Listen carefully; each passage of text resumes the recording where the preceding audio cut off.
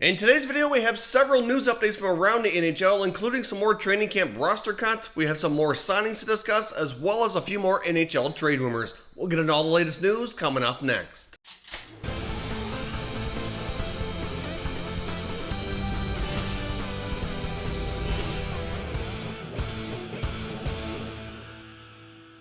So welcome back here to Top Shelf Hockey. As I mentioned, we have several tidbits of news from around the NHL to discuss here today. And first, I just want to cover off a couple quick entry-level contract signings from 2019 NHL Draft selections. The Dallas Stars have signed their first-round selection, left-shot defenseman from the OHL Thomas Harley, to his entry-level contract. He will still play another year of junior in the OHL with Mississauga.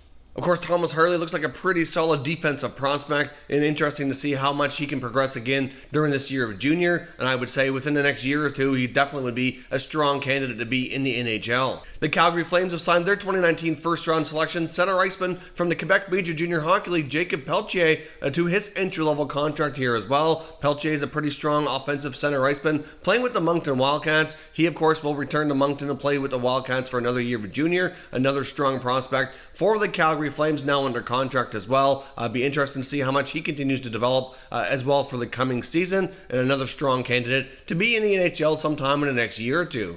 Now jumping over to some NHL roster cuts coming out of training camp, the Toronto Maple Leafs have cut goaltender Michael Neuvirth from his professional tryout. Now Michael Neuvirth has only got into 2 periods of actual preseason hockey during this tryout, during training camp. Not quite clear exactly what was going on.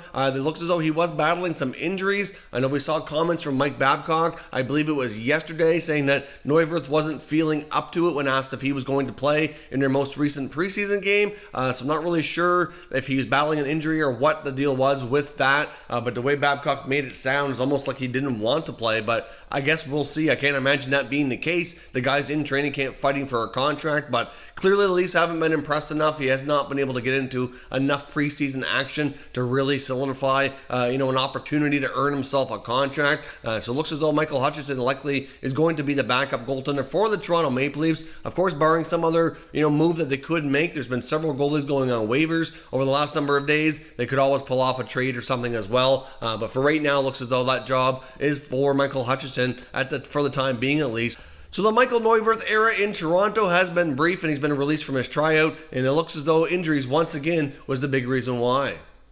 Now, the Montreal Canadiens have announced some more roster cuts for some players being sent down to Laval, including defenseman Josh Brook and forwards Jake Evans, and looks as though Nick Suzuki as well. Now, Elliot Friedman's been reporting in his latest 31 Thoughts blog about Suzuki going to AHL Laval, but I haven't seen an official communication from the Habs indicating that Suzuki was indeed sent down to the minors. So I guess we will have to wait and see on that. We're going to discuss the Montreal Canadiens a little bit further here in the video as well. There's some other tidbits in the 31 Thoughts blog discussing some other roster moves we might see out of Montreal, so stay tuned for that here in a few moments' time. With the current cuts that the Montreal Canadiens have made, it looks as though they're leaning towards giving Cale Fleury an opportunity to be on the opening night roster. With Josh Brook being sent down to the minors, I think that's kind of where things are heading in that direction. Hard to say if Fleury sticks with the big club all year, but he's likely going to at least get an audition, get a tryout to start the year with Montreal, see how things go, and see how we can go from there. But he has had a pretty strong training camp so far, and it looks like he's earning himself a roster spot for opening night. So as I mentioned, we have a variety of other NHL news and some trade rumors to discuss here as well, most of which coming from the NHL Insider Trading segment on TSN last night, as well as Elliot Friedman's latest 31 Thoughts blog just released earlier today.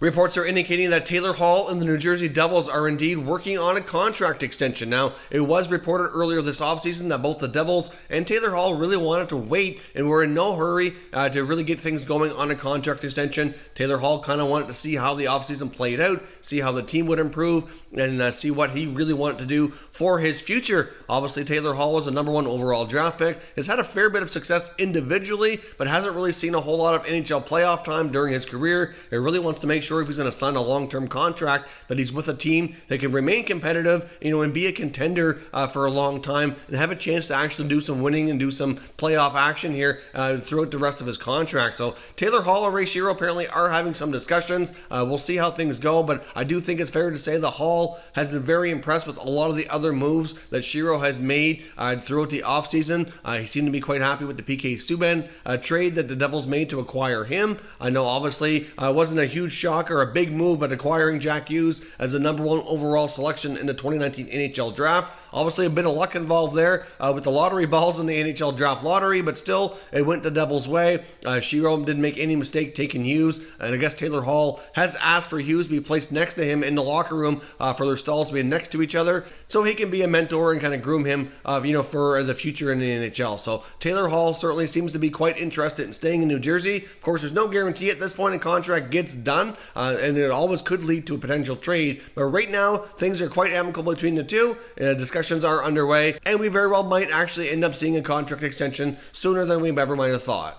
Now, jumping over back to the Montreal Canadiens here, obviously, as I mentioned, Nick Suzuki does appear to be heading down to Laval to at least start the season, but as Elliot Friedman's reported in his latest 31 Thoughts blog, the Montreal Canadiens do appear to be looking to move at least one forward, because they do have a lot of guys fighting for spots within the forward group, and they have a lot of very impressive younger players that they want to be able to get ice time and playing time for, including Nick Suzuki and Ryan Poehling. And of course, they have other guys like Kotkaniemi who made the jump last year, and they really want to make sure they have ample time to play. There hasn't been a whole lot of talk about exactly who they would look to move, but Elliot Friedman did make an interesting note in this blog post regarding the Montreal Canadiens and what they might do. And of course, it also follows up on some old rumors that were surfacing last year as well. He did note in Montreal Canadiens' most recent preseason game against the Toronto Maple Leafs that Jonathan Drouin had the lowest ice time on the forward group. Now, of course, Jonathan Drouin's name was mentioned quite a bit last year. He had a bit of a frustrating up and down season. Things have not gone exactly how they were hoping to with Drouin since he was acquired from Tampa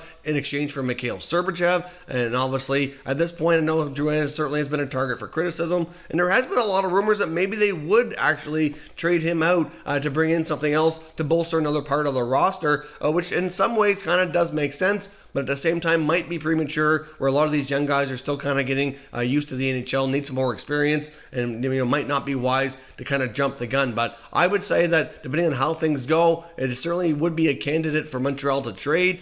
There certainly is a lot of talent there that has not been unleashed so far in the NHL. He was an extremely talented, highly offensive junior player with the Halifax Mooseheads. The things have not materialized to that degree at the NHL level, and if the Habs are serious about making a trade, he would be one of the guys who would still have some value to bring him back a decent return. So I guess we will see, but with the emergence of all the other younger, strong forwards in the Habs organization, if you're Montreal, would you consider trading Jonathan Drouin to bolster another part of the roster? Now, as of right now, we still have some big-time RFAs remaining on the market unsigned, including Laine and Connor in Winnipeg. And, of course, you get Matthew Tkachuk in Calgary and Mikko Rantanen in Colorado. All of these players were discussed on the NHL Insider Trading Edition. And Elliot Friedman touched on some of these as well in his latest blog. And as of right now, there really doesn't appear to be really any serious updates on any of these guys. I know there has been some belief, like for Kyle Connor in Winnipeg, that they were interested in a long-term deal and that they were close. But according to Pierre LeBrun, who was on Insider Trading, touching base with Connor's agent,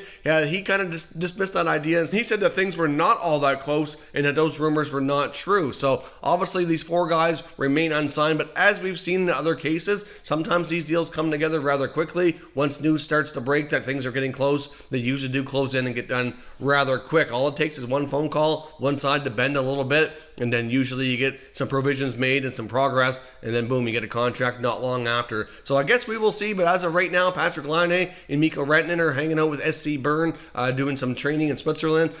Matthew Tkachuk is training with his old junior team as well with the London Knights, and I guess we'll see about progress. There really hasn't been a whole lot of talk, but as far as trade goes with any of these guys, the one player that is generating some buzz is Patrick Laine, with no surprise, with all the drama and all the talk coming out of Winnipeg and all the comments and all the things we've talked about here on the channel over the last number of weeks with this player. Shouldn't really not be a big shocker that other teams are wondering if the Jets would move him and obviously are inquiring about trade, but it seems as though most of those trade inquiries are happening through his agent Mike Liut, and I guess they're probably trying to feel things out to get a feel where the contract situation is at, and to see if he feels the Winnipeg Jets would really entertain a trade and what it might take, or just kind of get the early process started and contemplate talking to the Jets afterwards. His agent apparently is getting a lot of calls, and teams are making inquiries, but like I said before, I really don't think the Jets are serious about trading him. They just have so many things to look after right now between him and Connor and then the Buffalo situation. At some point here, Cheveldayoff's got to get some progress made and get some of these guys into camp.